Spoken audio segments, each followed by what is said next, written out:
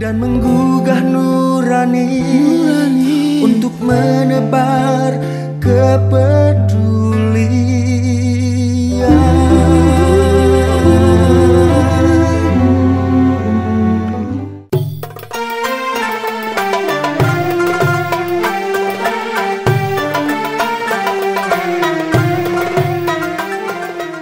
Bismillahirrahmanirrahim. A'udzu billahi as-sami'il 'alim minasy syaithanir rajim.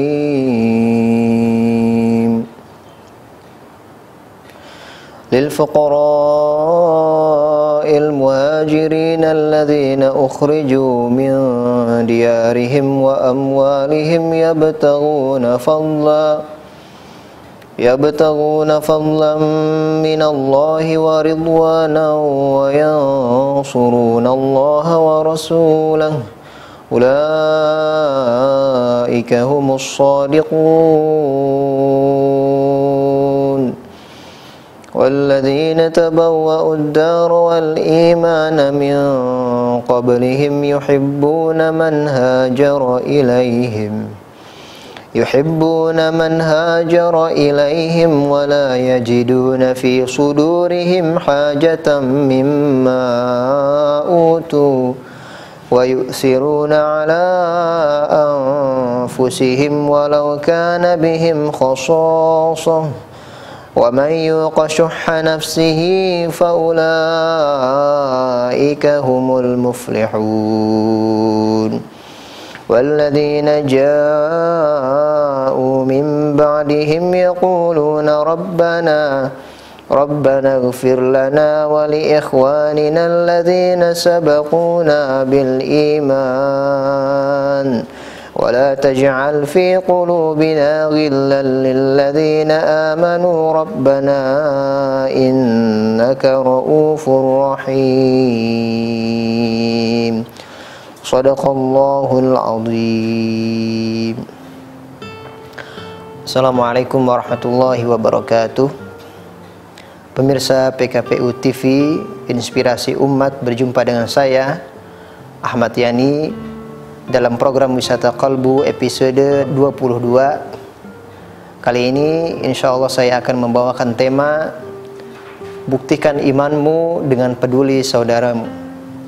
Pemirsa PKPU TV Inspirasi Umat, jangan kemana-mana, kita akan kembali lagi setelah jeda berikut ini.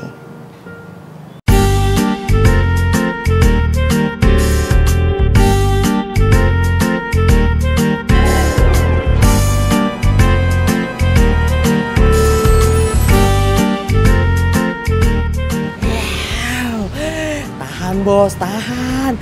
Jangan dikeluarin di sini uangnya. Nanti habis loh bos. Buat jalan-jalan aja bos. Untuk kebaikan, jangan ditahan. Segera tunaikan zakatnya.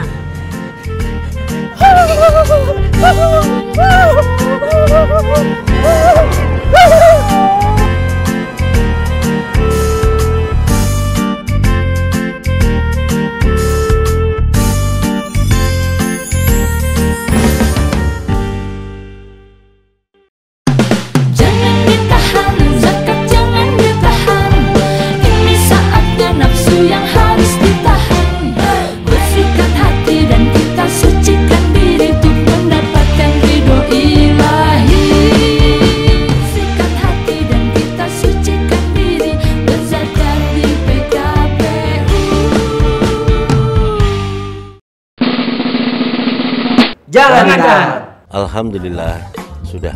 Alhamdulillah sudah. Alhamdulillah sudah.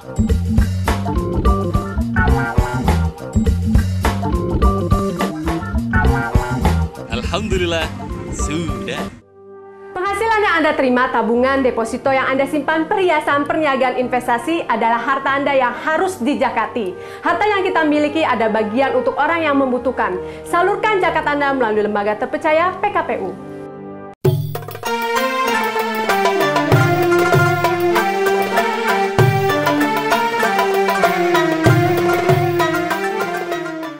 Para pemirsa yang berbahagia, tadi di sisi tilawah saya sudah bacakan tentang kisah dua kelompok yang mulia yang Allah Subhanahu wa taala muliakan, yaitu kisah Muhajirin dan Ansar. Muhajirin dan Ansar ini insyaallah akan menjadi sampel dalam tema kita kali ini tentang kepedulian terhadap sesama. Bahwa kepedulian terhadap sesama muslim, sesama mukmin adalah indikasi daripada adanya keimanan dalam jiwa kita. Kalau kita peduli, kalau kita care, kalau kita perhatian terhadap seorang karena ada hubungan secara nasab, secara keturunan, itu biasa. Kalau kita perhatian terhadap seorang karena sama-sama satu suku, satu warga negara, itu juga biasa dan lumrah. Tetapi ketika kita mampu perhatian, mampu peduli dan care terhadap siapapun yang tidak memiliki hubungan nasab dengan kita, yang juga tidak ada hubungan kesukuan dengan kita, tetapi karena mereka ini sama-sama muslim, sama-sama mukmin, berarti perhatian itu atau kepedulian itu adalah bagian daripada indikasi keimanan yang ada dalam jiwa kita. Rasulullah SAW dengan indah menggambarkan kepedulian terhadap sesama muslim dan sesama mukmin. Dalam hadisnya Rasulullah SAW bersabda, "Mathalul mu'minin fi tawaddihim wa tarahumihim wa ta'atufihim kamathalil jasadil wahid. Idza ishtaka minhu 'udwun tada'a lahu sa'irul jasadi bis-sahari wal humma." Perumpamaan orang-orang mukmin dalam kasih sayang antara mereka, kepedulian antara mereka, bagaikan satu tubuh. Idza ishtaka minhu 'udwun, ketika ada satu anggota tubuh yang sakit, maka sekujur tubuh juga akan bereaksi karena sakitnya itu. Karena itu gambaran kepedulian terhadap sama mukmin, sama muslim adalah bukti daripada keimanan seseorang. Bagaimana kaum Ansar yang sebelumnya tidak pernah mengenal siapa itu kaum Muhajirin, orang-orang yang berhijrah dari Mekah bersama Rasulullah SAW ke Madinah. Kaum Ansar yang ada di Madinah tidak pernah mengenal siapa itu Muhajirin, tidak juga memiliki hubungan nasab, kesukuan, tetapi kaum Ansar menyambut mereka dengan sambutan yang begitu hangatnya. Bahkan mereka rela untuk memberikan harta benda kesukaan mereka, harta benda yang paling mereka cintai, dan mereka berbagi kepada kaum Muhajirin. Kepedulian terhadap sesama ini insya Allah juga akan mendorong seseorang untuk melakukan amal yang mulia dan utama di hadapan Allah. Karena dengan kepedulian insya Allah seorang akan melakukan hal-hal, melakukan perbuatan-perbuatan yang tidak hanya menguntungkan dirinya sendiri, tetapi juga akan bermanfaat bagi orang lain. Dan insya Allah menurut sebagian ulama, amal yang bermanfaat bagi orang lain itu merupakan amal yang utama di hadapan Allah. Rasulullah SAW bersabda, "Khairun nasi anfa'uhum linnas." Sebaik-baik manusia adalah yang paling bermanfaat bagi orang lain. Dari situ para ulama menyimpulkan bahwa, sebagian ulama menyimpulkan bahwa amal yang paling utama, yang paling baik adalah amal yang memiliki akses manfaat bagi orang lain. Semakin amal itu bermanfaat, dirasakan manfaatnya oleh khalayak, maka amal itu menjadi amal yang mulia dan utama di hadapan Allah. Karena itu dalam beberapa hadis Rasulullah SAW juga sampaikan, ternyata amal manfaat ini akan terus pahalanya, akan terus positifnya, dampak positifnya, meskipun pelaku itu sudah tutup usia. Misalnya dalam hadis lain Rasulullah SAW sabdakan, "Kullu amal ibni Adam in qata'a amaluhu illa min thalath." bahwa setiap amal perbuatan anak Adam itu terputus pahalanya kecuali 3 hal. Shadaqatin jariyatin, sedekah jariyah, aw ilmin yuntafa'u bihi, atau ilmu yang bermanfaat bagi orang lain, aw waladin sholihin yad'ulah, atau anak soleh yang senantiasa mendoakan kedua orang tuanya. Dan ketiga bentuk amal ini adalah amal yang paling bermanfaat atau amal yang bermanfaat bagi sesama. Karena dia bermanfaat, maka pahalanya pun selama manusia itu merasakan manfaatnya, pahalanya itu akan terus mengalir meskipun pelaku itu sudah tutup usia dan tidak lagi mengerjakan amal perbuatan itu. Maka perlu juga kita mengetahui kira-kira sampel atau bentuk apa perbuatan yang merefleksikan atau menggambarkan kepedulian kita terhadap sesama. Dalam beberapa hadis Rasulullah SAW sebutkan banyak sampel, tetapi pada kesempatan kali ini insya Allah kita akan cukupkan untuk beberapa sampel saja. Yang pertama yaitu berinfak atau bersedekah. Rasulullah SAW sampaikan dalam sebuah hadisnya, was-shadaqatu burhan. Sedekah itu adalah bukti, dalil.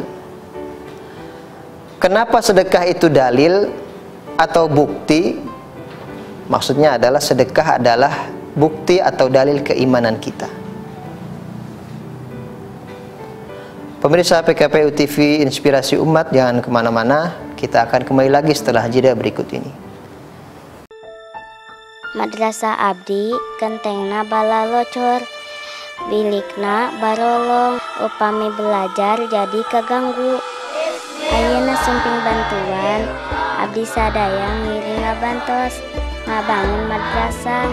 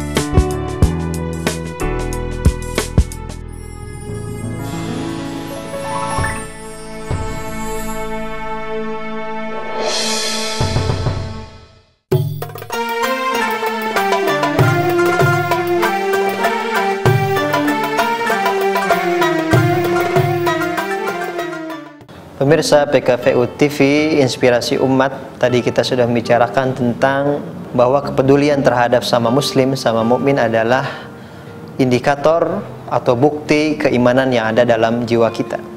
Sekarang kita akan lanjutkan tentang apa saja sampel atau bentuk amal dari kepedulian tersebut. Dahulukan dengan infak atau yaitu bersedekah. Bahwa sedekah itu bagian atau sedekah itu adalah bukti atau dalil.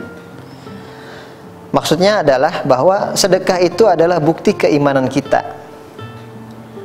Salah satu contohnya ketika kita bersedekah, itu berarti mencerminkan tentang keimanan kita, kebersandaran kita kepada Allah Subhanahu wa taala.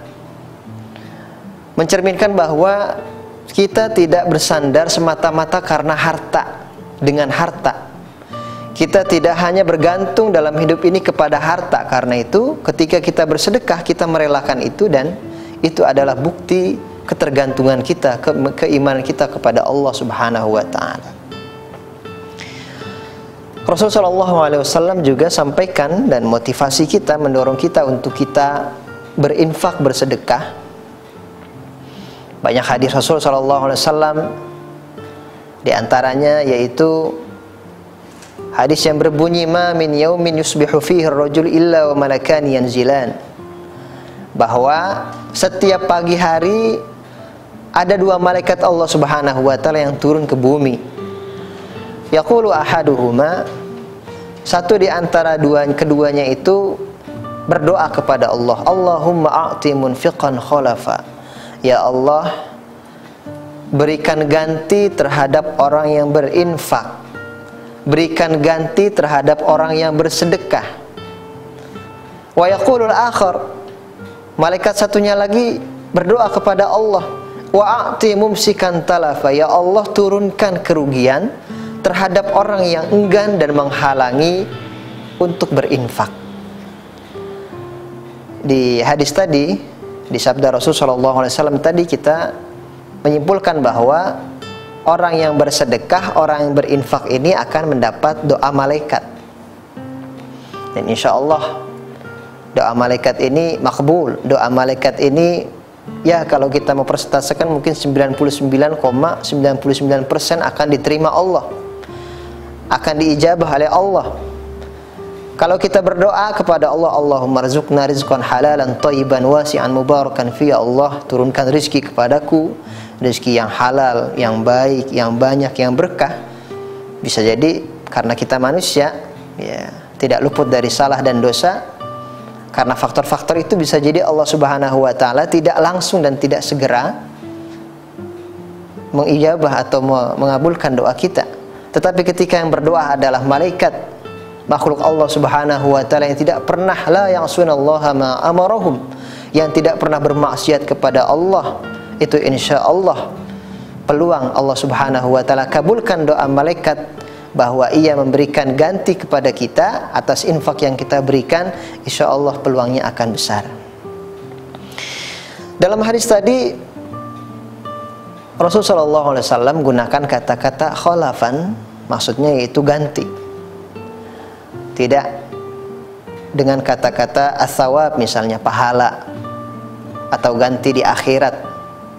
Tetapi Rasulullah SAW umumkan secara umum ganti itu khalafan, ganti, tidak as-sawab atau al-ajr fil akhirah, bukan pahala atau balasan di akhirat. Para ulama atau sebagian ulama menafsirkan, mensyarah bahwa maksud daripada khalafan di sini adalah umum. Insya Allah pahala yang akan kita dapat di akhirat nanti itu Allah janjikan. Balasan akhirat nanti Allah sudah jamin. Tetapi ada ganti yang lain yang insya Allah masuk dari kata-kata khalafan itu, yaitu ganti dari Allah Subhanahu wa taala yang akan disegerakan ketika kita masih hidup di dunia ini. Selanjutnya, bentuk daripada amal yang mencerminkan kepedulian kita terhadap sesama yaitu doa. Kalau mungkin sebagian dari kita belum mampu untuk melaksanakan infak, melaksanakan sedekah, ada sarana lain yang Allah Subhanahu wa taala siapkan, yaitu doa. Rasulullah SAW sampaikan dalam sebuah hadisnya, du'aul mu'min atau da'watul mu'min li akhihi bi zuhril ghaibi mustajab. Ala ra'sihi malakun muwakkal kullama da'alahu bi khair qala amin wa laka misluh. Bahwa doa seorang muslim untuk saudaranya dalam kondisi saudara yang didoakan ini tidak tahu bahwa sedang didoakan, mustajab. Doa seperti ini adalah doa yang Allah Subhanahu wa taala akan terima. Dan tidak hanya mustajab, tetapi apa kata Rasulullah SAW selanjutnya, ala ra'sihi malakun muwakkal. Di atas muslim yang mendoakan saudaranya ini, Allah Subhanahu wa taala utus malaikat. Apa tugas malaikat itu? Kullama da'alahu bi khairin qala amin wa laka misluh. Tugas malaikat itu yang pertama mengaminkan doa pelaku atau seorang muslim yang mendoakan saudaranya itu, wala kamisluh, dan yang kedua tugasnya yaitu mendoakan muslim yang mendoakan saudaranya. Yang kedua tugasnya adalah mendoakan muslim yang mendoakan saudaranya. Amin wala kamisluh, amin dan bagimu seperti yang engkau doakan. Mirsa PKPU TV Inspirasi Umat, kita akan lanjutkan setelah jeda berikut ini. Alhamdulillah sudah. Alhamdulillah sudah. Alhamdulillah sudah.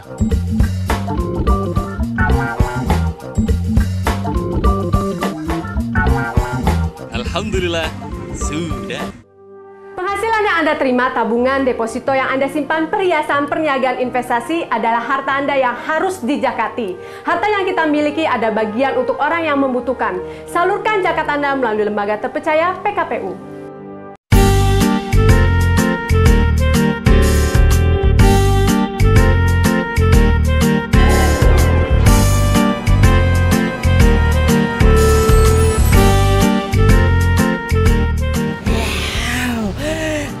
Bos, tahan, jangan dikeluarin di sini uangnya, nanti habis loh bos.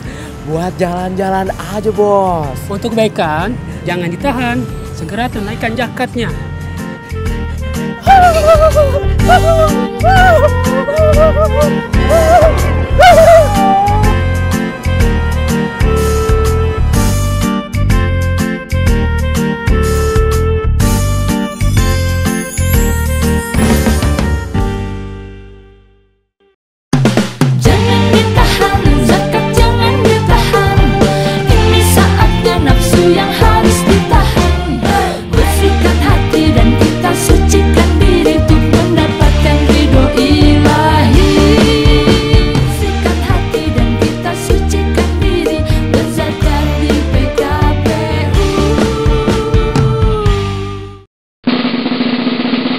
Jangan ditahan.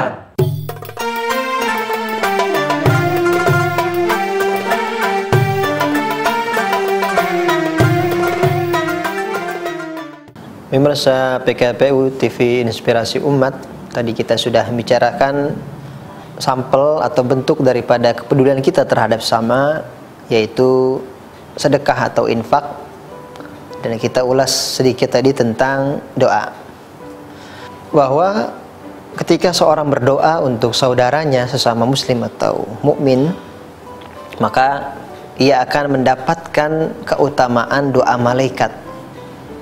Dan insya Allah sekali lagi doa malaikat itu peluang diijabah, diterima oleh Allah Subhanahu wa Ta'ala sangatlah besar. Maka paling tidak bentuk kepedulian kita itu yaitu berdoa. Ketika kita tidak memiliki hubungan apapun terhadap sesama muslim, baik itu dari sisi nasab, dari sisi kesukuan, tetapi hanya karena kesamaan akidah, keislaman dan keimanan, maka itu adalah indikasi daripada keimanan kita. Hari-hari ini kaum muslimin di penjuru bumi Allah Subhanahu wa Ta'ala, di Mesir, yang sampai sekarang masih terus bergejolak, yang sampai sekarang masih terus memperjuangkan hak-hak mereka, yang ada di Suriah juga terus bergejolak. Syuhada atau korban tewas sudah mencapai sekitar 170.000 orang, 170.000 jiwa muslim. Dan apa yang terjadi di Palestina terus sampai sekarang masih terus bergejolak. Dan insya Allah yang terjadi di beberapa penjuru bumi Allah Subhanahu wa Ta'ala yang menimpa kaum muslimin itu semata-mata karena memang diantaranya ada motif untuk tidak ingin agar Islam ini menjadi aman, menjadi tentram. Seperti yang terjadi di Palestina misalnya. Mengapa orang-orang Yahudi itu mengapa harus menistakan Masjid Al-Aqsa? Dan ini membuktikan juga bahwa bagaimana perhatian kita terhadap mereka itu bukan semata-mata karena perseteruan politik yang ada di sana, tidak. Pergumulan kekuasaan di sana, tidak. Tetapi karena memang dorongan, motivasi keimanan, keislaman kita. Di Palestina, Masjid Al-Aqsa sampai sekarang sejak tahun 67 terus mengalami penistaan-penistaan dari kelompok Yahudi. Di bawah dan di sekitar Masjid Al-Aqsa itu sudah dilakukan penggalian-penggalian dan terus melakukan penistaan lain, misalnya seperti pembakaran, kemudian juga penyerbuan orang-orang Israel, petinggi-petinggi Israel ke Masjidil Aqsa. Dan telah disiapkan pembentukan atau pembangunan kuil khayalan, kuil mitos, yang mereka itu bekerja siang malam secara sistematis, secara terencana, secara terprogram untuk menghancurkan Masjidil Aqsa. Ini adalah dorongan kita peduli terhadap mereka karena memang keimanan dan keislaman kita. Belum lagi kalau kita mengetahui misalnya Masjidil Aqsa ini ternyata kiblat pertama kaum muslimin. Jadi setelah turun syariat kewajiban sholat dalam peristiwa Isra Mi'raj, kaum muslimin ketika itu, Rasul dan para sahabat ketika itu sholat menghadap Masjidil Aqsa.